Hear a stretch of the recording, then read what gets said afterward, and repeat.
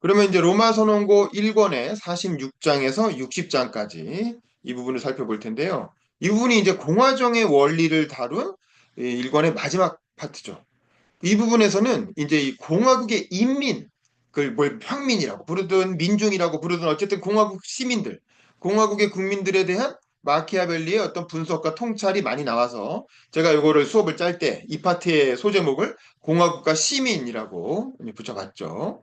그러니까 로마 선언고에서는 이제 이 표현이 뭐 민중이라고 썼다가 인민이라고 썼다가 평민이라고 썼다가 아마 포폴로, 피플 아마 이런 거의 번역일 거예요. 그래서 굉장히 다양한 표현으로 번역을 해놨는데 어쨌든 로마 공화정도 로마라는 도시에서 시작했다는 점에서는 일종의 시민이라고 볼 수 있겠죠. 로마 시민. 그래서 마키아벨리의 어떤 시민에 대한 관점이라고 봐도 좋을 것 같아요. 그래서 이제 46장에 보면 인간은 연달아 야망을 추구한다. 이렇게 나와 있는데 이제 이게 로마의 그 아피우스의 그 시비뇌를 통해서 시비동판법이라는 게 만들어지는 얘기가 앞에 나왔잖아요. 어쨌든 그 우여곡절 끝에 시비동판법이 완성되고 나서는 인민들의 권위가 상당히 향상이 됐단 말이야. 그러면 로마가 좋아져야 되는데 그러지도 않고 계속 분쟁과 혼란이 막 가중이 됐다는 거죠. 그러면서 도대체 그 이유가 뭐냐? 그건 뭐냐면 평민과 귀족이 싸우면서 계속 갈등이 에스컬레이트 됐다는 거지. 그게 뭐냐? 왜 그랬냐? 공포를 벗어나고자 노력하는 인물이 반대로 타인에게는 위협이 되는 그런 패턴이 계속 반복됐다는 거죠. 이쪽이 공포에 질려서 그걸 벗어나려고 노력하다 보면 상대방이 또 공포에 질리거든. 또 그래서 이쪽에서는 그 공포를 극복하기 노력하다 보면 또 이쪽이 공포해졌고 이런 식의 어떤 진영 갈등이 에스컬레이트 되는 상황이 로마에서도 계속 일어났다 이거예요. 최근에 한국 정치도 마찬가지다. 이재명과 윤석열 세력이 서로 대립을 하면서 계속 진영 갈등이 에스컬레이트 돼서 지금 이 지경이 된 거잖아요. 그러니까 민주당은 180석 이상을 이제 총선할 때마다 연달아 두 번이나 얻으면서 어쨌든 정부에 대한 견제 장치를 마련했다 싶었는데 그러니까 또 이거에 공포를 느낀 윤석열이 이제 이걸 일거에 뒤집기 위해서 또 계엄을 선포하고 이게 또 진보 진영한테 엄청난 공포를 줬죠. 그러면서 이제 탄핵을 가결하면서 내란죄를 걸었다가 이게 너무 공포스러우니까 사실 그러는 거거든. 두려우니까 그 상대방을 더 강력하게 그 복수하기 위해서 내란죄는 사형 아닌 무기징역이니까 걸었다가 또 이게 뭐 헌재 과정에서 문제가 된다 그래갖고 내란죄를 또 뺐다가 뭐 이렇게 이제 우여곡절을 겪고 있습니다. 그래서 이제 이거 민주당이 또 이렇게 다 먹는 거냐 그러니까 보수 세력이 다시 집결해가지고 헌재가 그 압박을 받아서 판단을 못하고 한참 시간을 끌다가 이제서야 이제 오늘 아침에 헌재가 드디어 선고를 결정을 했죠. 그러니까 이런 식으로 공포에 의해서 진영 갈등이 에스컬레이트 되는 그런 현상이 지금 로마에서도 나타났다는 건데, 그러면 결국 마지막에는 어떻게 되겠어요? 시민들이 그 독재자를 죽이던가, 아니면 노예의 처지를 감수하던가, 라는 그런 양자택일의 처지에 빠지게 된다는 거예요. 그래서 사실은 이 진영 갈등이 극단화되면 폭력적으로 상대를 말살하려고 들거나 아니면 상대의 노예가 되거나 이런 상황에 빠진다는 거죠. 그래서 이런 일이 벌어지지 않게 충분히 사전에 법률을 정비해 두어야 한다라는 거예요. 그래서 자유를 지키는 자에게는 충분한 명성을 주고 그렇지 않은 자에게는 결코 명성을 줘서는 안 된다. 뭐 이런 얘기가 나오는데 이 대표적으로 윤석열 우리 떠올리면 많이 여러 가지 생각이 들죠. 윤석열이 저는 사람에게 충성하지 않습니다. 뭐 이렇게 얘기해가지고 인기를 끌었잖아요. 그러니까 거기 홀랑당 넘어가가지고 윤석열을 갑자기 서울중앙지검장을 시키고 그 다음에 검찰총장까지 시키면서 문재인 정부와 민주당이 적극적으로 윤석열을 키워줬죠. 그러다가 결국에는 이제 거대한 뒤통수를 맞게 된 건데 이런 것들이 다 이제 상대 진영에 대한 지나친 악마화 그리고 과도한 두려움. 사실은 윤석열을 키워준 것도 그 전에 이명박 박근혜를 악마화하는 과정에서 걔들을 적폐청산이라는 이름으로 강력하게 탄압하려고 하다 보니까 윤석열이라는 괴물을 또 이렇게 키우게 되는 거잖아요. 그래서 사실은 세상 사람들은 다 거기서 거기에요. 다 비슷한 욕망을 가지고 있고 비슷한 감정을 갖고 있는 그런 나름의 또 애국심도 다 있고 그런 사람들이야. 너무 상대편을 무슨 대단한 하늘에서 내려온 악마인 것처럼 그렇게 해서는 안 된다. 그렇게 하다 보면 정말 이게 에스컬레이트 되면서 이 공화국이 파괴되는 그런 현상이 나타난다. 이제 이런 얘기고. 그래서 47장을 가면 이 파트가 이제 마키아벨리 아주 독특한 그 인민관, 시민관을 보여주는 되게 재밌는 얘기인데 인간은 개개의 문제에선 틀리지 않는다. 이런 표현을 써요. 인민은. 이게 뭐냐? 이게 이제 되게 많이 인용되는 되게 인상적인 재밌는 에피소드거든요. 인민은 추상적인 문제는 잘 모르지만 아주 구체적인 사례를 제시하면 현명한 판단을 한다. 이게 마키아벨리의 인민관이에요. 아주 독특한 인민관입니다. 그러면서 일종의 수기와 집단지성의 중요성을 강조한 거라고 저는 이제 그렇게 해석을 해요.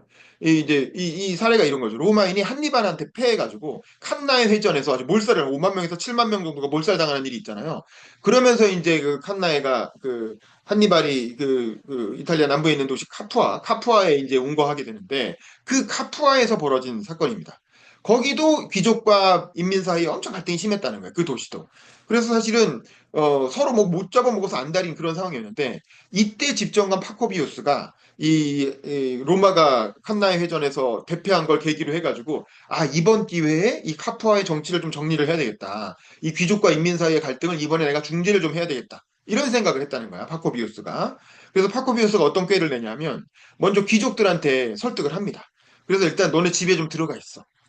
너 지금 인민들이 지금 너무 분노해가지고 이번에 로마가 이렇게 패배한 김에 인민들이 지금 니네 다 죽이려고 쳐들어오려고 하니까 내가 알아서 해결할 테니까 일단 나를 믿고 집에 좀 들어가 있어라라고 해가지고 인민들을 다 집에서 이제 가둬놓습니다. 그리고 나서 인민들한테 가가지고 인민들이 모여 있는 이제 군중들한테 가서 이렇게 얘기를 하죠. 너희들 원로원 의원들 되게 미워하지. 다 알아. 그래 이번 기회에 지금 이렇게 상황이 바뀌었으니 이번 기회에 원로원 의원들 다 죽이자. 라고 얘기하니까 좋다고 막 이렇게 얘기를 하죠. 그러니까 근데 원로원 의원을 죽이는 건 좋은데 그 당장 원로원 의원을 죽이려면 정치는 누가 할 건데 먼저 원로원 의원할 사람들을 대타를 먼저 구해놓고 죽여야 되지 않겠니? 라고 하니까 그래 그래 맞아 맞아라고 하죠. 오케이 그럼 대타를 구하자라고 하면서 먼저 인민들 앞에서 한 명씩 원로원 의원들의 이름을 뽑아요. 이렇게 명부를 뽑아서 이 사람 하고 이렇게 무슨 스키피어 무슨 뭐 코로넬리우스 이렇게 이름을 뽑았겠죠. 이름이 딱 나오니까 평민들이 그놈 죽여야 된다고 아주 오만하고 나쁜 놈이라고 막 죽여야 된다고 난리가 나는 거예요. 오케이, 알았어. 그러면 이 사람을 죽이기 전에 이 사람을 대신할 사람을 뽑자라면서 평민들 중에서 이제 평민이니까 뭐 이름이 개똥이 뭐 소똥이 뭐 이런 거였겠죠. 개똥이 이렇게 해도 이름을 딱 뽑으니까 뭐라 그러니까 다들 휘파람 휘하면서 휘파람 깔깔대고 웃으면서 야 걔가 무슨 권로원이야. 그러니까 우리 지금 걔가 무슨 국회의원이야. 걔가 무슨 감이 돼. 이러면서 이제 막 이렇게 서로 웃고 떠들고 막 놀더라는 거죠. 그걸 보니까 이렇게 그렇게 해가지고 하나하나 평민들 이름을 다 뽑아봤는데 아무도 그 원로원 의원을 대신할 사람이 없었다는 거야. 그러니까 평민들은 원론적으로는 저 원로원 의원들 나쁜 놈들이니까 다 죽여야 되라고 생각하지만 실제로 그 일을 대신할 사람이 있어? 라고 물어봤을 때 하나하나 구체적인 사람의 이름을 들이대니까 아니네. 그런 사람 없네 우리 중에. 라는 걸 인민들이 스스로 알더라는 거예요. 그래서 결국 평민들 사이에는 적임자가 없었기 때문에 그러니까 파코비우스가 대안이 없다는 게 밝혀졌으니까 이쯤에서 원로원과 화해를 하자. 원로원도 이런 위기를 겪으면서 굉장히 어떤 두려움을 느꼈으니까 앞으로는 평민들한테 그렇게 심하게 안 할 거다. 평민들에게 고마움을 느낄 거다. 라고 말해서 결국 이때 원로원과 인민이 타협이 성립이 됐다. 뭐 그런 얘기예요. 그래서 여기서 배울 점은 뭐냐면 인민은 추상적인 원칙에서는 아주 추상적인 원칙을 얘기하면 이게 뭐야? 뭐 어려워 이래도 잘 몰라요. 실수를 저지를 수 있지만 아주 구체적인 선택, A냐 B냐 아주 구체적인 사례를 제시하면서 대안을 설명을 하면 바로 문제의 본질을 파악하고 대개는 올바른 판단을 내리더라라는 거지. 바로 인민의 집단지. 요즘은 이걸 집단지성이란 말을 쓰는 거죠. 당시에는 그런 말이 없었지만 마키아벨리는 그런 그 통찰이 있었던 거야. 인민들은 크게 봐선 틀린 판단을 하지 않아. 인민들은 아주 복잡한 문제를 들이대면은 그건 잘 모르지만 잘 설명해주면 충분한 정보가 주어지고 아주 구체적인 선택지가 주어지면 인민들은 전체적으로 봐가지고는 올바른 판단을 해. 그러니까 국가의 큰 결정, 중요한 결정은 인민들에게 맡기는 게 맞아. 라고 마키아벨리가 생각을 했다는 거예요. 그게 바로 이 파트에 나오는 거고 이런 방식이 이제 문재인 정부에서 각종 공론화위원회 이런 거를 설치해서 운영했던 취지와도 맞는 거죠. 그래서 초창기에는 고리원전 폐쇄라든가 뭐 그런 나름대로 의미 있는 성과도 냈죠. 근데 이제 문제는 이걸 꾸준히 잘 활용하지 못하고 뭐 수능 개혁이나 뭐 이런 것들을 정치인들이 민감한 문제를 자기들이 결정하면 욕먹으니까 그 자기들이 결정을 안 하려고 떠넘기는 책임을 떠미는 수단으로 사용을 하니까 공론화위원회를 열어도 뭐 딱히 뭐가 제대로 결정도 안 되고 공론위원회에서 나온 결론을 도로 또 국회로 떠넘기고 그러니까 국회에서도 결정을 못하고 뭐 이런 이제 서로 이렇게 핑퐁만 하다가 결국에는 그 큰 성과를 거두지 못했는데 어쨌든 이런 식으로 어떤 그 대중들의 공론을 모아서 문제 해결하는 방식은 뭐 크게 보면 나쁜 방식은 아닙니다. 그래서 지금 우리나라가 처해 있는 의료 개혁이라든가 연금 개혁과 같은 어려운 문제들 이런 걸 해결할 때 아마 이번 정부는 이미 물 건너갔고 다음 정부에서 이런 어떤 인민들의 어떤 시민들의 어떤 집단지성, 그 다중지성을 적극적으로 활용하는 이제 그런 제도를 좀 많이 활용을 해보면 좋지 않을까 이런 생각이 들고요. 48장을 보면 용렬한 자를 관직에 두고 싶지 않으면 대항마를 출마시켜라. 아주 더 못난 놈이든 아주 뛰어난 놈이든 대항마를 출마시켜서 미리 막으라는 거죠. 인민은 인물을 보면 바로 현명한 판단을 한다는 거예요. 그래서 예를 들어서 현재 같은 경우에는 이제 추상적으로는 우리가 지금 이 상황에서 정권을 바꾸는 게 맞아? 유지하는 게 맞아? 좀 애매하죠. 왠지 민주당도 좀 불안하고 이렇지만 인물을 놓고 여론조사를 해보면 예를 들어 이재명하고 김문수를 붙여보면 바로 이재명 50%, 김문수 16% 이렇게 나온단 말이에요. 그러니까 이게 사람들은 구체적인 대안을 제시하면 인물에 대한 평가는 분명하게 한다 이거지. 그래서 그렇게 하면 바로 까을 안다는 거죠. 이건 이재명이 지금 잘나서가 아니에요. 그냥 상대 후보들이 준비가 없어. 준비가 전혀 안 돼 있어. 그러니까 누가 봐도 저 사람이 지금 대통령 할 준비가 돼 있나라는 거를 대중들은 그냥 안다는 거죠. 그냥 그 사람의 인생이나 이렇게 그 사람이 한 언행이라는 걸 딱 보면 이재명이 잘나서 그런 게 아니라 이재명 벌써 세 번이나 대통령 선거에 출마했고 그것도 한 두 번 정도는 당선될 뻔한 거잖아요. 거의 지금 당선급으로 그러면서 그만큼 내공을 계속 쌓아온 거고 그에 비하면 지금 나오는 다른 후보들은 대통령 되기에는 준비가 많이 부족하고 스펙도 부족하고 그런 고민도 부족한 사람들인 거죠. 더군다나 지금 여당 쪽 후보들은 다 윤석열 눈치 보고 있고 뭐 이런 상황에서 제대로 된 경쟁을 하기가 어렵죠. 그래서 여튼 마키아벨리는 그래서 복잡한 문제일수록 인민들에게 충분히 설명해주고 인민들의 판단을 신뢰하고 가자. 그게 바로 공화국의 정신이다. 이렇게 얘기를 하고 있는 거죠. 그 49장은 자유를 성문화하는 제도를 만들기는 굉장히 어렵다 이런 얘기인데 여기서 자유라는 건 결국 독재자의 자의적 권력을 제한하는 법률, 그런 법률을 만드는 게 상당히 어렵다라는 거예요. 그러면서 이제 사례를 들고 있는 게 로마의 감찰관 제도, 그리고 베네치아의 카피타노 제도, 뭐 이런 것들을 예로 드는데, 로마의 감찰관은 처음에 임기를 5년으로 해가지고, 원래 로마의 모든 관직은 다 임기가 1년이거든요. 집정관도 1년, 호민관도 1년 다 그런데, 감찰관만 5년으로 해서 이게 너무 임기가 긴 거지. 그래서 이걸 18개월로 줄였는데, 그 줄이는 과정에서 좀 이제 그 반발이 있었죠. 논란이 있었고.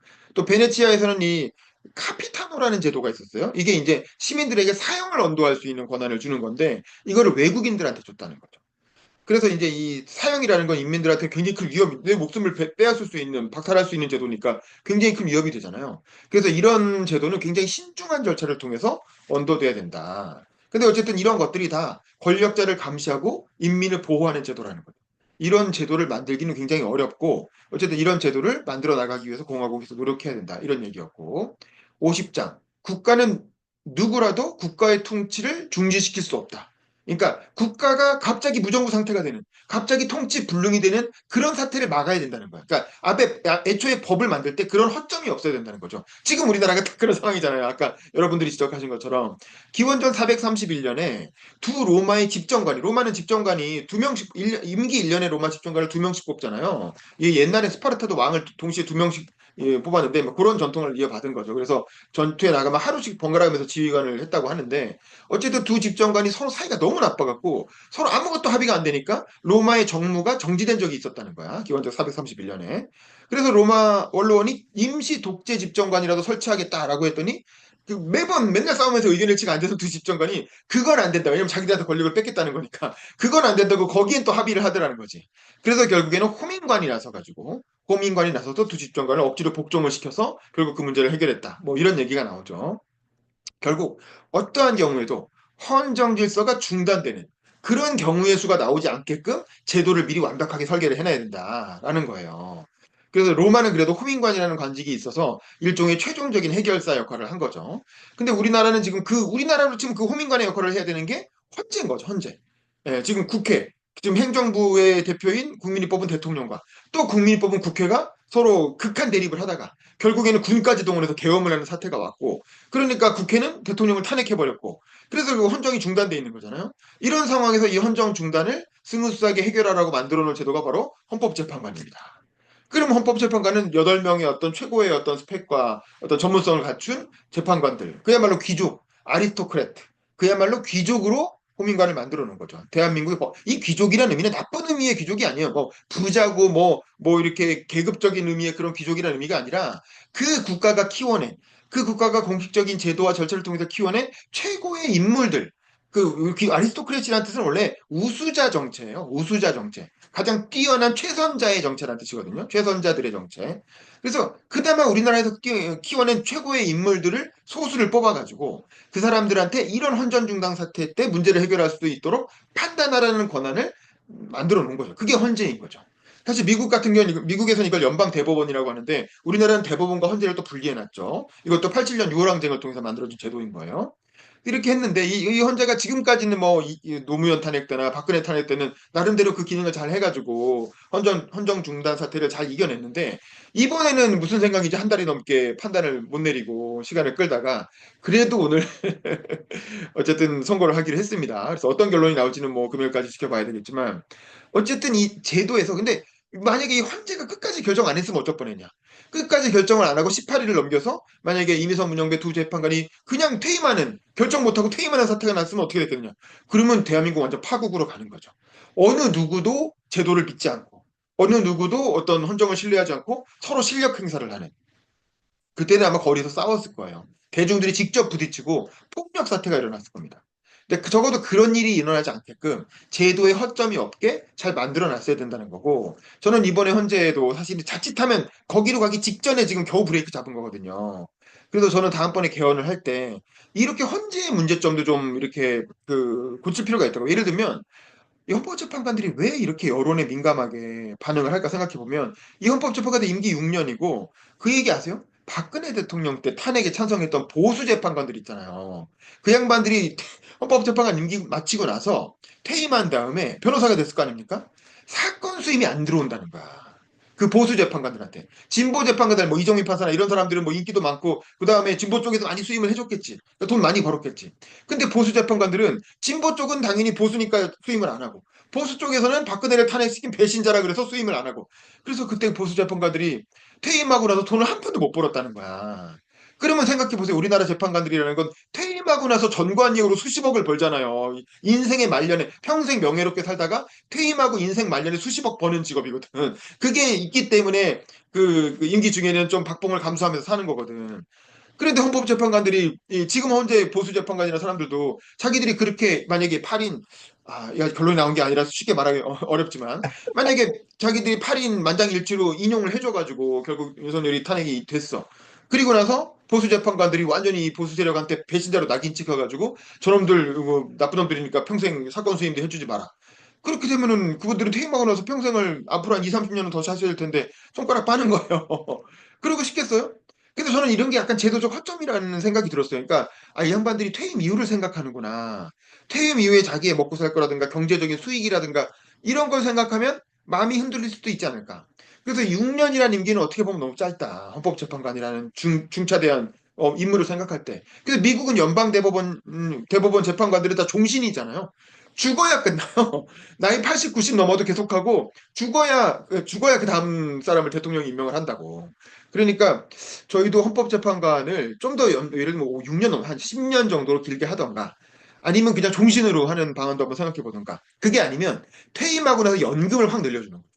지금 헌법재판관이 연금을 어느 정도 받는지 모르겠지만 내 생각엔 뭐 한 달에 뭐 500만 원, 1000만 원 이렇게 대통령 수준으로 헌재 재판관들의 연금을 확 늘려주면 그러면 걱정이 없잖아요. 퇴임하고 나서 도대체 사건 수임하고 변호사 할 필요가 없으니까 그러면 적어도 임기 중에는 이제 그 좌우에 흔들리지 않고 올바른 판단을 하지 않을까 그런 생각이 들었어요. 그래서 이런 어떤 제도적 허점들 이런 것들은 이번에 우리가 이 사건 끝나고 다시 이제 개헌을 할 때 이 부분은 좀 우리가 보완을 해야 되겠다 그런 생각이 들었고 그다음에 51장. 군주국이든 공화국이든 부득이한 행동이라도 자발적으로 하는 척해라. 이것도 사실 참 마키아벨리스러운 조언이죠. 이거는 앞 챕터에서 나왔던 그 구제도의 겉모습을 유지해라. 그 제도를 바꿀 때는 반드시 구제도의 겉모습을 유지해라. 이런 것과 비슷한 되게 마키아벨리다운 조언인데 예를 들면 로마는 이제 원래 군복무를 로마 시민은 다 자기 돈으로 무기 사고 자기 돈으로 이렇게 갑옷 사고 그리고 나가는 게 원래 전통적인 관습이었다는 거예요. 왜냐면 로마 시민은 로마의 주인이니까 로마를 지키기 위한 군복무도 당연히 네가 알아서 해야지. 뭐 이런 철학인 거죠. 근데 이제 이게 로마가 조그만 도시여가지고 로마를 수비하는 방어전을 할 때는 그 나름대로 의미가 있었는데 이 로마가 제국으로 팽창해 나가면서 장기전을 한다든가 또 다른 도시에 가서 포위전을 한다든가 혹은 원정군을 멀리 내보낸다든가 이럴 때는 아무래도 시민들이 자기 돈으로 뭐그 병장기를 갖췄고 나기가 어려워지잖아요. 그래서 결국에는 이건 결국 국고에서 또 로마가 제국이 되면서 돈이 많아졌는데 결국 국고에서 병사들한테 급료를 지불할 수밖에 없다라는 걸 원로원 의원들은 다 알았던 거야. 근데 이제 이거를 어쩔 수 없이 하는 게 아니라 기꺼이 자발적으로 했다는 그런 태도를 취했다는 거죠. 그래서 마치 이제 시민들한테 굉장히 큰 복지 혜택을 주는 것처럼 이거 정책상 불가피해서 한 건데도 굉장히 자발적으로 하는 척 했다는 거지. 그랬더니 평민들이 엄청나게 환영을 했다는 거예요. 그러니까 자기들은 아직까지 거기까지 생각도 못 하고 있었는데 이거 군은 이렇게 뭐 무장은 당연히 내 돈으로 하는 거지라고 생각하고 군복무를 하던 사람들한테 갑자기 국가에서 급료를 주겠다고 하니까 와 하고 환호를 하면서 언론에 대한 지지가 크게 올라갔다는 거죠, 이 당시에. 그래서 이런 거는 지난 챕터에서 국가가 위기에 처할 때까지 인민들에게 호의를 베푸는 걸 미뤄서는 안 된다라고 했던 그 조언, 그거하고도 상통하는 거죠. 그래서 이게 해줘야 될 게 있으면 선제적으로 해주라 이거예요. 권력을 가진 사람들이 자기 거라고 이렇게 꽁 하고 이렇게 아끼지 말고 국민들한테 베풀 일이 있으면 선제적으로 베풀어라 이거야. 안 그러면 나중에 아끼려고 하다가 나중에 할 수 없이 이렇게 조금씩 나눠주면 죽어도 욕먹는 그런 결과를 얻게 되죠. 사실 이건 저희 회사도 우리 회사 안에서 임금 협상 하다 보면 뭐 좀 주세요 그러면 안 주고 안 주다가 나중에 조금 주고 죽어도 욕먹고 이런 패턴이 계속 반복되거든요. 그래서 사실은 이게 통큰 경영자 혹은 통큰 리더는 이렇게 추종자들에게 뭔가를 베풀어야 할 때 아까워하지 않는다. 그리고 그것까지 생각 못할 때 조금 더 반발짝 앞서가서 먼저 베푸는 거죠. 그러면 굉장히 큰 인기를 얻을 수가 있다는 거지. 그 다음에 52장 참주의 가능성이 보이는 인물이 있으면 먼저 출마의 길을 끊어놔라 이거죠. 요거는 이제 그 마키아벨리 당대에 있었던 피렌체의 코시모 데 메디치라든가 또 마키아벨리의 상관이었던 피에로 소데리니 통령 이런 사람들 같은 경우에 이런 사람들이 이제 갑자기 당대의 인기를 끊어갖고 확 이렇게 권력자가 되는데 이런 사람들을 막고 싶으면 그들이 인기를 얻은 요인 그 요인을 먼저 파악한 다음에 그걸 가로채 버리라 이거예요. 이건 마치 클링턴이 그 트라이앵글레이션이라는 전략이 있거든요. 그러니까 공화당의 아젠다, 공화당이 중시하는 아젠다를 민주당이 먼저 치고 들어가가지고 그거에 대한 대안을 제시하는 거죠. 예를 들면 범죄 문제가 되게 심각해져서 공화당은 막 감옥을 늘려야 되고 뭐 엄격하게 뭐 해야 된다 그러면 민주당은 똑같은 범죄 문제여도 그걸 이제 그 범죄자들이 될 만한 그 극빈층에 대한 어떤 빈곤 문제를 해결하면서 그 범죄율을 낮춘다든가 이렇게 이제 공화당의 아젠다를 가져오되 민주당의 방법론으로 해결하는 걸 이제 트라이앵귤 삼각화 전략이라고 흔히 얘기를 하거든요. 그러니까 이런 식의 전략. 그리고 마치 박근혜가 문재인 대통령과 경쟁할 때 2012년 됐을 때 경제 민주화를 먼저 치고 나가갖고 문재인의 아젠다를 먼저 가져와 버리는 거죠. 뭐 이런 식으로 해가지고 상대방이 인기를 끌 만한 요인을 먼저 가져와서 그걸로 이제 그 애초에 출세기를 막아버리는 그런 방식입니다. 예를 들어 윤석열이 이를테면 이재명이 지역 카페, 뭐 기본소득 이런 거로 유명하잖아요. 그럼 차라리 윤석열이 짓고 나가서 지역 카페를 먼저 그냥 일방적으로 전국에 실시를 해버린다든가. 그랬으면 이재명이 하면서 이렇게 뭐 그런 거죠. 그러니까 뭐 그런 식으로 상대방의 전략을 적극적으로 수용해서 상대방을 미리 추세를 차단하는 방식입니다. 이렇게 못한 반대의 사례가 키케로라는 거예요. 당시 로마 공화정 말기의 키케로. 키케로는 아주 유명한 공화주의자고 웅변가였지만 이제 카이사르가 죽고 나서 카이사르가 살아있을 때는 키케로를 봐줬어요. 카이사르는 굉장히 관대한 참주였기 때문에 키케로가 말로 이렇게 떠들어도 아이 그래 너는 지져라. 뭐 너가 떠드는 정도는 나한테 큰 위협이 안 돼 이렇게 했는데 카이사르 딱 죽고 나니까 그 후계자였던 안토니우스, 옥타비아누스 이런 사람들이 경쟁을 하는데 특히 처음에 안토니우스가 이제 위협이 되니까 키케로가 그 카이사르의 조카였던 옥타비아누스를 끌어들이죠. 그렇게 해가지고 안토니우스를 견제하려고 했는데 이게 사실은 굉장한 패착이 됐다는 거죠. 그 마키아벨리는 카이사르의 이름을 이어받은 옥타비아누스가 공화정을 지킬 리가 있냐? 그러면서 이제 그때 어리석인 판단이었다고 하고 오히려 호랑이를 끌어들인 격이 돼서 결국 자기 발등을 찍고 키케로는 결국 안토니우스 세력에 의해서 살해되고 맙니다. 그러니까 이거는 이제 마치 문재인 정부에서 윤석열을 끌어다 쓴 거랑 비슷한 거죠. 뼛속까지 검찰 지상주의자였는데 그 윤석열의 거짓말, 저는 검찰 개혁을 하겠습니다. 이 거짓말에 속아 넘어가서 윤석열을 데려다가 적폐청산을 하고 검찰총장까지 시켜줬던 그런 이제 문재인 정부의 실수와도 굉장히 비슷한 점이 있지 않나 뭐 그런 생각이 들었고 53장 이것도 많은 분들이 얘기하셨는데 인민은 표면상의 훌륭함이 현혹되기 쉽다. 그 얘기를 하면서 그 당시 로마가 베이라고 하는 인근 도시를 점령하고 나니까 그때 이제 이런 소문이 돌았다는 거야. 로마 시민의 절반을 베이로 다 이주시키면 로마도 굉장히 쾌적해지고 베이도 똑같은 도시가 하나 더 생기니까 거기 사람들 두고 다 좋지 않겠느냐라는 이제 그런 우리로 치면 지금 서울이 너무 과밀하니까 서울 시민 절반을 뚝 띄워갖고 세종시로 다 이전을 시키자 뭐 이런 식의 주장인 거죠. 그런 주장이 사실은 말도 안 되는 언론이 보기에는 말도 안 되는 얘기였는데 인민들 사이에서는 그게 왠지 엄청난 인기를 막 끌었다는 거예요. 그래가지고 막 인민들이 막 베이로 이주하자고 막 난리가 나니까 결국 평민의 존경을 받는 노련한 인사 원로급 인사가 나타나서 평민들을 이제 연설로 말로 진정을 시켰다는 거죠. 이 얘기를 보면 결국 이런 거예요. 그러니까 예를 들면 보편적 복지라든가 기본소득이라든가 뭐 그런 혹하는 제안들이 있잖아요. 그런 제안에 국민들이 잠깐 오 하고 이렇게 넘어가기도 한다는 거야. 하지만 예를 들어 뭐 국민연금 젊은 사람들 요즘 젊은 사람 같은 경우에는 아 국민연금 저거 빵꾸 날 거 뻔한데 그냥 폐지하자. 국민연금 그냥 이렇게 없었던 걸로 하고 지금 돈 다 그냥 돌려주자. 그동안 받은 돈 n분의 1 해가지고 개인들한테 돌려주고 그냥 국민연금 없애버리자. 이런 주장까지 한단 말이에요. 근데 이런 극단적인 주장에 사람들이 혹할 때가 있다는 거지. 대표적인 게 로마에서 한니발이 쳐들어왔을 때 그 당시 파비우스라고 하는 유명한 그 로마의 장군이죠. 당시 집정관은 이른바 점진주의 전략이라고 하죠. 점진적으로 계속 후퇴를 하면서 그 한니발하고 정면 승부를 하면 계속 지니까 막 한나에서도 지고 막 그 계속 한니발이랑 정면 승부만 했다면 무조건 참패를 당하는 거야. 그러니까 파비우스는 로마의 어떤 국력을 보존하고 버티다 보면 한니발은 원정군이기 때문에 시간이 갈수록 보급이 부족해지고 계속 이렇게 충원이 안 돼서 점점 약화될 테고 우리는 우리 땅 안에 있으니까 점점 강해진다. 그러니까 한니발하고 정면 승부를 하지 말고 계속 피해 다니면 된다. 이게 이제 파비우스의 전략이 그게 유명한 페이비안 사회주의, 영국에서 말하는 페이비안이즘이잖아요. 이런 얘기를 하니까 이게 로마에게는 굉장히 막대한 이익을 주는 아주 합리적인 전략이었는데 인민들한테는 인기가 없었다는 거예요. 왜냐하면 로마의 인민들은 굉장히 호전적인 인민들이고 전쟁을 통해서 제국을 건설하고 있었는데 아니 우리가 비겁하게 저 한니발 저놈이 뭐라고 저놈 피해서 도망이나 다니자는 거냐? 라면서 이제 막 난리를 쳤단 말이죠. 그래서 이제 파비우스의 부하였던 강경파인 미누키우스라는 사람이 있었어요. 이 사람이 이거 파비우스 겁쟁이라 그렇다. 나한테 병력을 줘봐라. 나한테 지휘권을 주면 내가 가서 순식간에 한니발을 제압하겠다라고 하니까 인민들이 와 하고 해가지고 미누키우스한테 지휘권을 준단 말이에요. 그랬다가 한니발한테 달려들었다가 또 참패하고 이런 패턴이 몇 번이 반복이 돼요. 로마에서.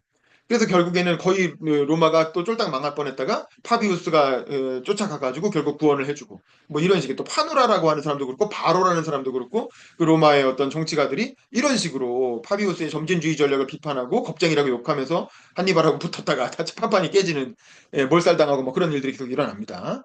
그래서 이런 인민들이 이렇게 현혹되기 쉽다. 그 얘기예요.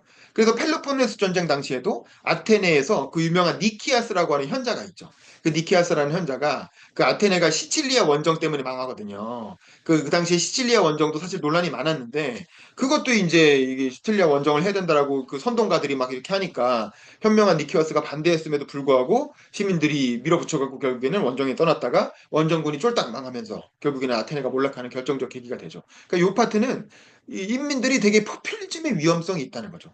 포퓰리즘의 그 현혹될 위험성이 있기 때문에 그걸 잘 막아내는 게 또 이제 이 사회의 원로들 또 이제 그 지도층의 역할이다. 뭐 이렇게 얘기를 하는 거고.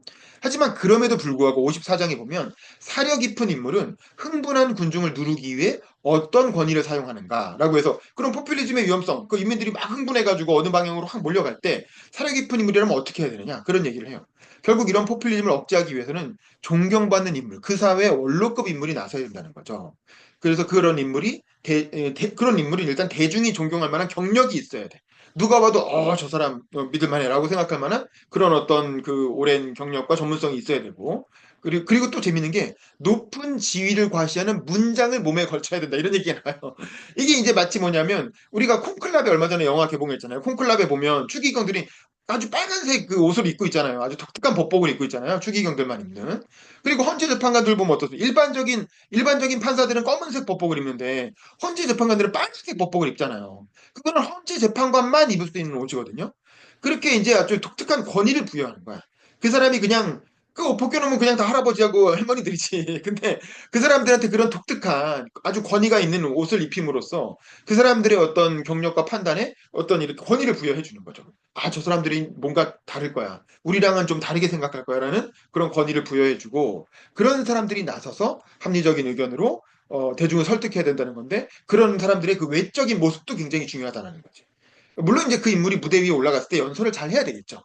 지금으로 치면 이제 헌재 재판관들이 주문을 잘 써야 되겠지. 결국 이제 주문으로 대중을 설득하는 거니까. 예를 들면 이정미 재판관 같은 경우에 지난 그 박근혜 탄핵 때 주문을 굉장히 잘 썼잖아요. 지금도 많이 인용이 되잖아요. 그래서 마지막에 대통령 박근혜를 탄핵한다 이렇게 피청구인 박근혜를 탄핵한다 이렇게 파면한다 이렇게 딱 나오죠. 그리고 그 앞에 민주당이 제기했던 그 공소사실 다 기각하고 사실은 민주당이 그 당시에 탄핵 사유로 내세웠던 것들은 헌재가 다 기각했어.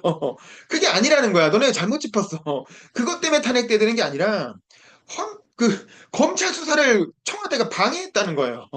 마지막에 이제 검찰 수사에 응하겠다고 그 대국민 사과까지 해놓고 막상 검찰이 청와대 들어가서 수사하려고 자료달라고 하니까 뭐 보안 시설이니 어쩌냐면서 검찰 수사를 당시 박근혜 청와대가 막은 거야.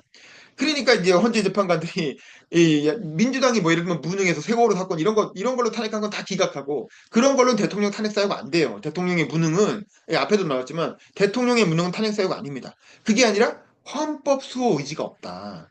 헌법 수호 의지가 없다라는 탄핵 사유를 헌법재판관에서 창조해낸 거예요.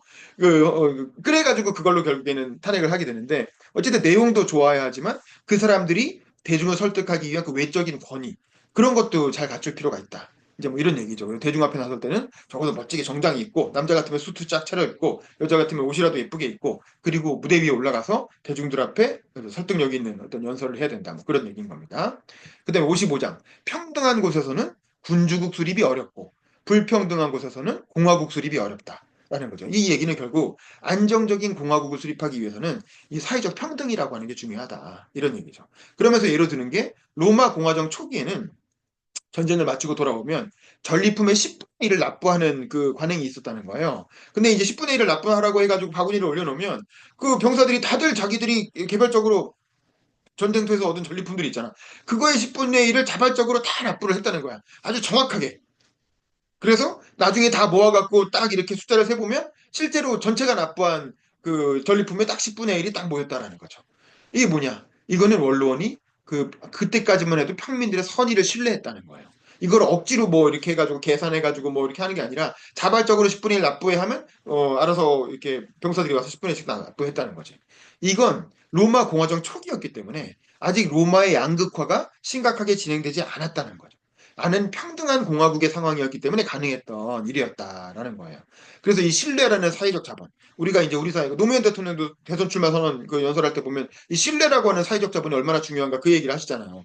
근데 이 신뢰라고 하는 사회적 자본은 사회적 평등과 연관돼 있다는 거죠. 평등한 사회에서는 이 신뢰라고 하는 자본이 생겨나는데 이 평등이 깨지고 너무 양극화가 심해지면 신뢰라는 자본이 생겨날 수가 없죠. 부자와 가난한 자 사이에 어떻게 신뢰가 생기겠어요. 그래서 마키아벨리 당대에는 이 독일의 공화국들이 그나마 이런 평등과 신뢰의 풍조가 남아 있었다는 거야. 그러니까 아마 제가 보기에는 이게 1500년대이기 때문에 당시에는 이 유럽 국가들이 뭐 스페인이라든가 프랑스라든가 이런 나라들이 영국이라든가 이 절대주의 국민국가로 막 발전하는 시기였거든요. 근데 이탈리아하고 독일은 이 통일이 늦었어. 다른 나라에 비하면 그 국가의 통일이 늦었기 때문에 민족 국가가 성립이 늦었죠. 그래서 다들 조그만 공화국, 공국, 왕국 이런 걸로 다 분열돼 있었어요. 그래서 이제 특히 독일 같은 경우는 뭐 40개가 넘는 그 공국들로 분열이 돼 있었죠. 그래서 독일은 그 지방자치의 전통이 지금까지 연방제로까지 이어지고 있는 거잖아요. 그래서 이런 절대주의 국가들은 왕실과 귀족들에게 막 부가 집중이 되면서 급속히 양국화가 진전되고 그러면서 인민들은 타락하는 그런 현상이 나타나는데 그게 결국 혁명으로 이어지게 되죠. 그에 비해서 독일은 아직 그런 일이 일어나지 않았기 때문에 사회적 신뢰가 남아 있었다라는 거고 결국 이런 특권 계급이 우글거리는 곳에서 공화국을 수립하려면 먼저 귀족들을 타도하지 않고는 불가능하다. 근데 이게 1500년대에 쓴 글인데 나중에 1700년대에 일어난 프랑스 혁명을 그대로 예고하고 있는 거죠. 프랑스 혁명도 그런 특권 계급이 우글거리는 뭐 이렇게 그 귀족들은 세금도 안 내고 뭐 엄청난 특혜를 누리고 막 그랬잖아요. 그래서 이제 그런 상황에서 결국에는 귀족들을 그 폭력혁명을 통해서 귀족들을 단두대로 날리는 그런 유혈혁명이 불가피한 상황이 됐던 거죠. 이게 너무 부패, 양극화가 너무 심하고 인민들의 타락, 공화국, 국가의 타락이 너무 심각하게 진행되다 보니까 결국 그런 폭력적인 혁명이 아니면 해결이 안 되는 상황으로까지 갔고 반대로 이제 평등한 지역의 왕국을 건설하려면 이제 거꾸로인 거죠. 그러려면 귀족이 되고자 하는 자들에게 특권을 줘서 새로운 귀족 계급을 창설해야 된다는 거야. 그래서 왕국에 걸맞는 지역에 공화국을 만들거나 공화국에 걸맞는 지역에 왕국을 만드는 것은 아주 특별한 두뇌와 권력을 겸비한 인물이어야 가능하다. 이런 얘기를 합니다. 그러니까 여기서 방점은 공화국에 있는 거죠. 좋은 공화국을 만들려면 평등해야 된다. 여기에 방점이 있는 거죠. 그래서 우리나라는 오랫동안 일제 식민지랑 군사 독재 한 100년 가까운 그런 사실상 왕정에 가까운 독재 시대를 거치면서 공화국보다는 왕정에 걸맞는 양극화가 상당히 심각하게 지금 특히 2000년대 들어서 진행이 되고 있죠. 그래서 이제 공화국의 자유를 지켜내기 위해서는 굉장히 특별한 두뇌와 권력이 필요한 이제 그런 상황이라고 할 수 있어요. 특히 이제 헌재 판결을 앞두고 있는 지금이 바로 그런 결정적 시기라는 생각이 드는데 그래서 윤석열은 반드시 파면하고 처벌을 해야 되는 거죠. 그리고 다시 어떤 그 지나친 양극화를 제어하면서 또 평등한 공화국을 만들기 위한 기틀을 잡아야 되는 시점이 이제 지금이 아니냐 이런 생각이 들고 자 56장은 좀 재밌는 챕터인데 큰일이 일어날 때는 반드시 전조가 있다. 그러면서 이상한 무슨 하늘에서 무슨 환영이 보이기도 하고 갑자기 무슨 천재지변이 내려가고 벼락이 떨어져서 뭐 나무가 불타기도 하고 뭔가 이렇게 외적이 쳐들어온다든가 그런 큰일이 생길 때는 이런 그 어떤 예고적인 그 불가사의한 일이 일어나더라는 거야. 일종의 미신이죠. 일종의 미신인데 이게 마키아벨리는 되게 그야말로 근대의 화신 같은 사람이고 합리적인 사람이지만 이런 미신의 존재를 또 있다라는 이런 불가사의한 일이 있다라는 거는 또 우리 사회에서 일어나는 일이라는 거야. 그래서 이제 그런 일이 종종 일어나는데 이걸 완전히 무시할 수는 없다라는 거죠. 다만 그걸 우리가 알 수는 없다라는 거지. 그걸 우리가 어떤 의미인지 정확히 파악할 수는 없지만 우리 주변에서 그런 일이 종종 일어나기 때문에 그런 걸 완전히 무시해서는 안 된다. 이런 정도의 얘기입니다. 이거는 이제 앞부분에서 로마 공화정의 초창기 세 점을 존중했다는 그거랑 일맥상통하는 얘기긴 한데 다만 이제 이게 너무 심해지면 윤석열 김건희 부부처럼 너무 무속을 지나치게 신뢰한다든가 국가의 주요 의사결정을 무속을 뭐 믿고 한다든가 이래서는 안 된다는 거죠. 이런 건 하나의 어떤 참고사항으로 너무 사람들이 어떤 지나치게 어떤 이렇게 오만해지지 않기 위한 그 인간의 운명에 대한 어떤 겸손한 태도를 강조하는 그런 챕터라고 생각하면 될 것 같아요. 이걸 너무 지나치게 과장해서 받아들이면 또 안 되겠죠. 그리고 57장 평민은 무리를 이루면 대담하나 개인으로는 소심하다. 그래서 평민들은 군중이 돼가지고 확 폭동을 일으키면 굉장히 위험하지만 개별적으로 흩어놓으면 쉽게 제압할 수 있다는 거예요. 이건 뭐 우리가 뭐 다 알고 있죠. 예비군 훈련장만 가도 우리 남자들 예비군 훈련장 가면 굉장히 막 이렇게 막 흥분하고 망나니처럼 막 그렇게 갔다가 그다가 예비군 그 군복 다 벗고 개인으로 돌아가면 다 얌전하고 법 잘 지키잖아요. 그래서 인민이 갖는 이런 성향이 있는데 이런 인민의 성향이 뭐 좋냐 나쁘냐 이런 걸 따지는 건 무의미하다는 거예요. 그냥 그렇다는 거야. 그냥 그게 인민의 성격이라는 거야. 그래서 좋은 건 좋은 대로 받아들이고 나쁜 성향은 그럴 수 있으니까 미리 대비를 하면 된다는 거지. 그래서 이게 뭐 같이 판단할 필요가 없다는 거죠. 그리고 58장 인민은 군주보다 현명하고 안정돼 있다. 이게 이제 마키아벨리 또 앞부분과 연결되는 독특한 인민관이에요. 이게 티투스 리비우스 같은 그 고대 역사가들은 인민을 되게 경멸하는 경향, 이 사람들은 되게 귀족적 사관을 가진 사람들이에요. 그래서 인민을 되게 경멸하는 경향이 있었어요. 그래서 인민만큼 경박하고 흔들리기 쉬운 것은 없다. 이런 얘기를 한다는 거죠. 대표적인 게 여러 번 언급됐던 만니우스 카피톨리누스. 이 사람이 이제 카피톨 언덕을 지킨 사람이잖아요. 근데 이제 그 다른 카밀루스를 비방 중상하다가 결국 재판에 붙여져 갖고 사형을 당하잖아요. 그래서 그 카피톨리누스 언덕에서 던져서 죽었다는 건 여러 번 얘기했죠. 근데 이제 죽이고 나서 그 사람 그래도 훌륭했는데라면서 또 민중들이 후회를 하더라는 거야. 그러면서 이제 리비우스는 인민들이 참 경박하다 이러고 쯧쯧 혀를 찼는데 우리나라도 사실 그렇죠. 노무현 대통령 돌아가시기 전까지 어땠습니까? 이게 뭐 길 가다가 돌부리에 걸려 넘어져도 이게 다 노무현 탓이다라면서 다들 이제 노무현 놀리기 막 그랬잖아요. 그러다가 막 수사가 일어나니까 그럴 줄 알았다 이러고 막 이렇게 하다가 갑자기 노무현 돌아가시고 나니까 아이고 하면서 뭐 지켜주지 못해 미안하면서 너도 나도 울고 막 500만 명이 거리에 나와서 조문하고 막 이런 일이 있었잖아요. 저도 그 현장에 있으면서 그걸 지금 많은 생각이 들었는데, 근데 마키아벨리는 그래도 인민이 경박하다. 인민이 이제 막 이렇게 변덕스럽고 흔들리기 쉽다라고 하는 주장에 대해서 이런 주장이 있다. 근데 나는 이런 주장을 굳이 반박하지 않겠다. 그런 측면이 있다라는 거죠. 오케이. 그런 측면이 있어. 다만 민중도 경박하지만 군주는 더하다 이거죠. 그럼 군주는 경솔하지 않아? 군주는 변덕스럽지 않아? 이렇게 역으로 묻고 있는 거죠. 그래서 통제받지 않는 민중을 비난하기보다는 통제받지 않는 민중은 통제받지 않는 폭군에 비유해야 된다는 거야. 그래서 법을 잘 지키는 민중과 법을 잘 지키는 현군을 비유해야 공정한 거고 통제받지 않는 민중과 통제받지 않는 폭군을 비유해야 비교해야 그래야 공정하다는 거죠. 그래서 통제받지 않은 민중이 문제인 건 맞지만 통제받지 않은 폭군보다 낫지 않냐. 이런 논리로 반박을 합니다. 예를 들면 연산군이라든가 우리나라 전두환이라든가 뭐 그런 사람들이 했던 폭정을 생각해 보면 또 지금 윤석열의 폭정 이런 걸 생각해 보면 사실은 그 인민과 어떤 군주 중에 어느 쪽이 더 위험한가 공화국의 정치 그 국가의 어떤 어느 쪽이 더 위험한가라는 건 쉽게 생각할 수 있다라는 거죠. 그래서 로마의 역사를 돌아보면 공화국이 유지된 초기의 400년간 인민들이 아주 일관되게 왕의 폭정에 대해서 강력한 적의를 보였다는 거예요. 그러면서 조국의 발전을 위해서 진심으로 노력했다는 거지. 대다수의 로마 시민들은 로마 공화정을 너무나 사랑했고, 로마가 다시 왕정화되는 것, 다시 참주정화되는 것에 굉장한 경계심을 가지고 행동을 했다는 거죠.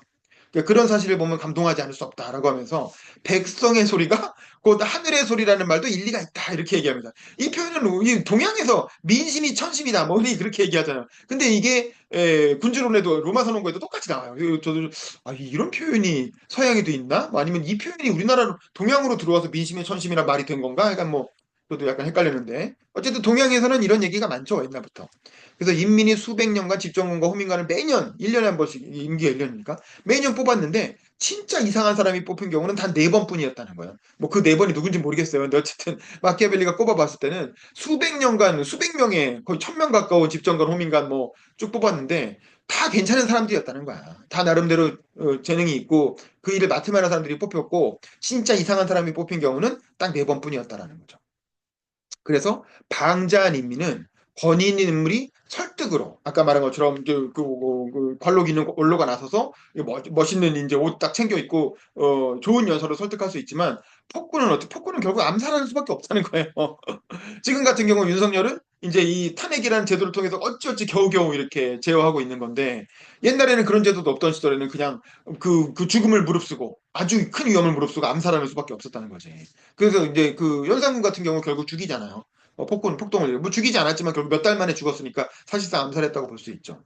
그래서 이제 인민이 주도할 때는 자유롭게 떠들 수라고 있지만 폭군이 집권할 때는 다들 말 조심해야 될 걸 이렇게 얘기합니다. 그래서 그것만 봐도 인민이 다스리는 나라와 폭군이 다스리는 나라 중에 어느 나라가 더 살고 싶냐 그거는 분명하다라는 거죠.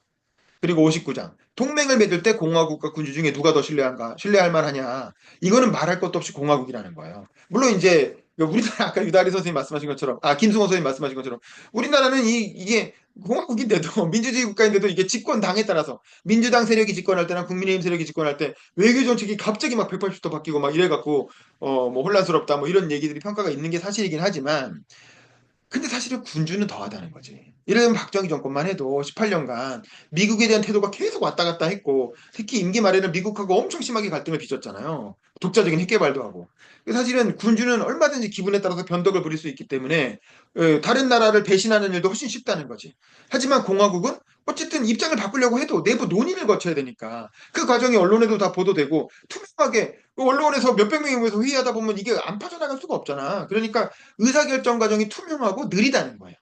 그래서 그 외교적으로 배신을 때릴 때도 시간이 오래 걸리기 때문에 그 폐해가 좀 덜하다는 거지.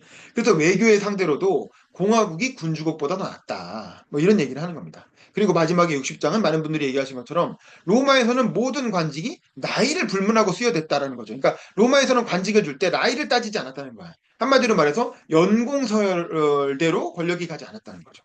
오히려 능력에 따라 관직이 부여됐다는 건데 여기서 중요한 건 이건 다시 능력주의만은 아니에요. 그러니까 개인의 어떤 출세라는 측면이 아니라 마키아벨리가 말하는 건 뭐냐면 공화국에 도움이 됐다라는 거야. 그게 그 개인이 출세하기 위해서 그렇게 한 게 아니고 그 젊은이가 가진 독특한 자질이 있다는 거예요.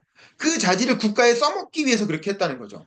발레리우스 코르비스가 집정관이 된 게 23살이라는 거예요. 그러니까 로마 역사상 최연소 집정관인데 이 사람도 이제 집정관 되고 나서 그런 연설을 했다는 거고 한니발을 꺾었던 스키피오도 20대에 스키피오 아프리카누스, 아프리카를 정복해서 스키피오 아프리카누스라는 칭호를 얻게 됐고 카이사르에 맞서서 언론을 마지막으로 지켰던 폼페이우스가 사실은 해적 소탕으로 유명해진 게 20대 청년 시절이에요.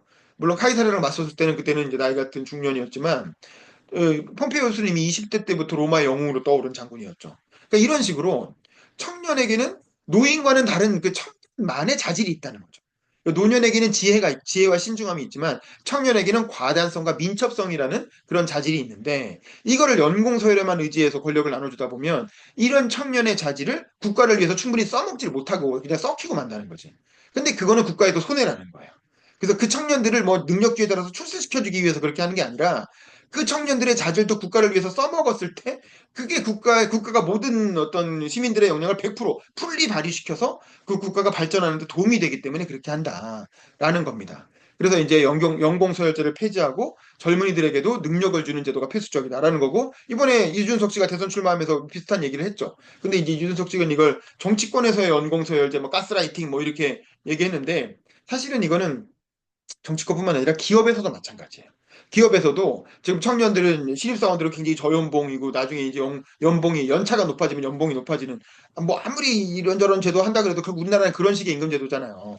근데 이렇게 해가지고는 젊은이들이 그 기업에서 열심히 일하게 하기가 쉽지 않죠. 그리고 웬만하면 뭐 다른 기업 보다가 딴 기업으로 도망가고 이렇게 돈 많이 주는 대로 나가고 뭐 이런 일이 일어나죠.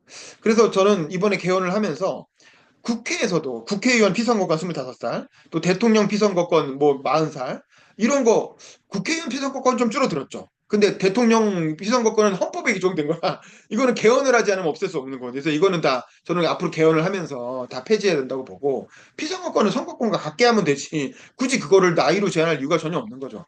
그리고 이 우리나라의 임금제도도 이 연공서열에 따른 이 연공형 임금제도가 아니라 직무형이나 성과형 임금체계로 대대적인 전환을 해야 되는데 이게 노동개혁의 핵심인 거죠. 근데 이제 그런 노동개혁은 안 하고 윤석열 정부는 무슨 뭐 이렇게 뭐 건폭 이렇게 아니 회계부정 이런 식으로 노동계를 그냥 불법 집단 범죄자 집단으로 몰아갖고 탄압하려고만 하니까 노동계의 반발을 그냥 불러온 건데 사실은 진짜 필요한 노동개혁은 이런 거죠. 직무나 성과금에 따른 임금 체계 전환 이런 거를 하기 위해서 좀 노력을 했어야 되지 않느냐 이제 뭐 그런 생각이 들고 그러니까 이 파트를 그래서 마지막으로 총평을 해보면 마키아벨리가 평민, 인민, 시민 어쨌든 이런 어떤 대중들의 덕성을 칭찬하는 파트가 바로 이 마지막 파트 46장에서 60장이라고 할 수 있고 결국 공화국은 시민의 덕성에 대한 신뢰가 없다면 유지할 수 없다는 거죠. 그래서 마키아벨리가 생각하는 공화국은 귀족적 공화국이라기보다는 민주적 공화국에 가깝다라는 거예요. 그래서 우리가 공화국에 대한 얘기를 했지만 공화정은 혼합정이기 때문에 왕정적 요소가 강한 공화국도 있을 수 있고 그러니까 입헌군주제겠죠. 그리고 귀족정적 엘리트적 요소가 강한 공화국도 있을 수 있고 사실 로마 공화국이 그런 공화국이었어요. 로마 공화국은 일종의 원로원에 의해서 정치가 주도됐기 때문에 원로원적 공화국인 거죠. 그리고 그에 비해서 대중들이 더 중요한 의사결정을 하는 민주적 성격을 가진 공화국도 있을 수 있는데 우리나라는 헌법에 대한민국은 민주공화국이다라고 규정하고 있잖아요. 그러니까 우리나라는 공화국 중에서도 민주적 성격이 강한 공화국인 거예요. 그 얘기는 뭐냐면 혼합정적으로 견제와 균형의 원리로 국가를 운영하다가 국가의 아주 중요한 결정, 국가의 아주 큰 결정은 웬만하면 대중의 뜻에 따라 다수결로 해라 라고 하는 게 민주공화국이 상징하는 그 정체의 의미다 이렇게 이해할 수 있을 것 같고 또 마키아벨리가 생각한 공화국도 그런 공화국 그 다수 대중의 덕성을 신뢰하는 대중의 판단에 신뢰하는 공화국이었다는 거죠. 그래서 현대 정치에서도 이준석이나 뭐 이런 근데 이제 이런 엘리트주의자들이 있어요. 그 엘리트주의자들은 항상 인민을 불신해요. 인민은 되게 경박하고 변덕스럽고 인민들은 지식도 부족하고 그러니까 인민들한테 어떻게 맡기느냐 우리 같은 좋은 대학 나온 엘리트들이 해야지 우리 같은 검사 출신들이 해야지 뭐 이렇게 생각한다는 거죠. 그러니까 이제 일부 행정고시 붙은 어떤 고위공무원은 뭐 민중은 개돼지 아닙니까 뭐 이렇게 물론 이제 영화 대사를 인용한 거였지만 그런 발언이 나와서 대중을 무시하는 얘기를 하기도 하는데 이제 그래서는 안 된다는 거죠. 특히 우리나라 같은 경우는 이 박정희 정권 이후에 박정희가 키운 유능한 관료와 재벌, 우리나라 관료와 재벌은 다 박정희 정권이 육성한 거거든요. 그러면서 이 엘리트 집단이 사실 굉장히 큰 공을 세운 게 맞아요. 대한민국의 발전에는. 그래서 이런 사람들이 산업화를 이끌면서 제왕적 의사결정에 대해서 굉장히 신뢰와 효능감이 높은 거예요. 왜냐면 박정희 자체가 굉장히 이렇게 그 효율적인 의사결정을 했기 때문에 그래서 이제 뭔가 이렇게 그냥 윗사람이 똑바로 의사결정하면 되고 우리는 보고만 잘하면 돼. 우리 군대 가면 제일 먼저 배우는 게 그러잖아. 보고 무슨 상황 발생하면 빨리 보고해라. 보고만 잘하면 너는 적어도 면책이 된다. 이걸 그 사회생활 시작하면서 제일 먼저 배우는 게 그거란 말이에요. 보고 잘하라고. 근데 사실 보고를 잘하는 게 중요한 게 아니라 현장에 있는 말단 사원이 판단을 잘해야 되는 거지. 사실은 어떤 일이 닥쳐서 자기 눈앞에서 벌어진 일에 대해서 스스로 판단하고 합리적으로 대처할 수 있는 능력을 길러야 되는데 우리는 그게 아니라 빨리 보고하는 능력. 이제 그거를 우선시하는 이제 그런 문화라는 거죠. 그래서 이런 어떤 제왕적 의사결정이 익숙해져 있다 보니까 민주화를 하고 벌써 40년이 더 됐는데도 가까이 됐죠. 그랬는데도 여전히 탄핵이나 계엄 같은 사태가 벌어지면서 이 민주주의에 대한 불신. 툭 하면 아 민주주의 하는 뭐해? 아 그냥 됐고 그냥 이렇게 계엄 군 동원해서 다 쓸어버려. 저 민주당 야당 놈들 말만 많고 맨날 탄핵하고 정부 발목이 다니면서 도저히 말로 안 돼. 야 쓸어버려. 이런 식의 발상이 나오고 대통령한테서 나오고 또 그걸 한 35% 정도의 국민은 좋다고 이렇게 박수치고 지지하는 이런 상황인 거예요. 거기에 부정선거로 그러니까 야 다수결 부정선거 이 선거 믿을 수 있어? 이놈들 얼마든지 장난치는 거 아니야? 이러면서 이제 선거에 대한 부정선거론까지 횡행하고 있는 이런 상황이다. 그래서 지금이야말로 공화국의 위기, 그야말로 민주공화정의 위기 상황인 거죠. 이런 때일수록 마키아벨리의 문제의식으로 돌아가서 시민을 믿어야 된다는 거예요. 시민을 믿고 다수 대중의 결정을 존중하는 그런 형태의 다양한 제도적 장치들을 만들어서 지금 이제 이렇게 삐걱거리고 있는 그리고 이제 많은 한계를 드러내고 있는 87년 헌법을 보완할 때가 됐다. 그게 이제 지금 우리 시대에 우리 세대가 해야 될 과제가 아니냐. 그래서 우리 세대가 이걸 해서 다음 세대한테 넘겨줘야 되는 거죠. 그래서 우리가 이 탄핵이 만약에 이번 주 금요일에 인용된다면 탄핵 이후에 대선을 잘 치러서 새로운 정부를 만드는 것도 중요하지만 거기에 더해서 개헌이라든가 뭐 사회 대개혁 의제들 뭐 이런 것들을 뭐 시민의회를 하든 뭘 하든 이런 시민들의 지혜, 대중들의 지혜를 모아서 그걸 수기의 과정을 통해서 왜냐하면 시민들은 구체적인 사안을 보여주면 합리적인 현명한 판단을 하니까 그래서 어떤 이런 수기의 과정으로 어떤 공화국의 부족한 의사결정을 보완할 필요가 있어 보인다라는 생각이 들고 이런 마키아벨리의 통찰은 이 공화국이라고 하는 공화정이라는 정치 체제가 지속되는 한 계속 이게 신기하잖아. 아니 어떻게 500년 이 1500년대에 쓴 글이 1500년 초에 쓴 글이거든요, 이게. 근데 지금 이게 거의 500 몇십 년이 지났는데 어떻게 지금 우리나라 지금 상황을 이렇게 예견한 것 같은 이런 얘기들이 계속 나오잖아요. 그래서 이제 마키아벨리의 어떤 그 위대한 고전의 통찰이라는 건 마치 이렇게 그 아주 깊은 우물처럼 계속 퍼올려서 우리가 거기서 지혜를 이제 끄집어내고 써먹어야 되는 이제 그런 지혜의 우물이 아니냐 이런 생각이 들고 이 로마 선언권은 이걸로 끝이 아닙니다. 이 다음에 2권으로 이어지고 3권으로 이어지는데 2권은 그때 말씀드린 것처럼 국제 정치에 관한 내용이고 3권은 또 다시 뭐 국내에 관한 얘기가 나와요. 근데 1권에 비하면 사실은 2권과 3권은 인용도 좀 덜 되고 좀 약간 그 내용이 좀 산만해. 그리고 중요성도 그 이후에 어떤 역사에서도 좀 떨어진다라는 평가가 일반적으로 많은데 그래도 요거는 뭐 나중에 필요하면 다시 하는 걸로 하고 그래서 일단 요거까지 해서 로마 선언고를 일단 마치고 한 달간 쉬고 그 다음에 이제 5월 달에는 군주론으로 돌아가서 그래도 마키아벨리는 가장 유명하면 유명한 건 군주론이잖아요. 그래서 마침 이 책에 군주론이 또 붙어 있으니까 군주론을 한번 살펴보는 그런 수업을 다음 학기에는 열어보도록 하고 그 다음에 여러분 그 다음에도 계속 해보자라고 하면 로마 선언고 2권 그 다음에 3권 이런 것도 나중에 수업으로 열어서 필요하면 같이 한번 읽어보는 그런 시간을 가져도 좋을 것 같습니다. 어쨌든 긴 강의 두서없는 내용이었는데 끝까지 들어주셔서 감사합니다.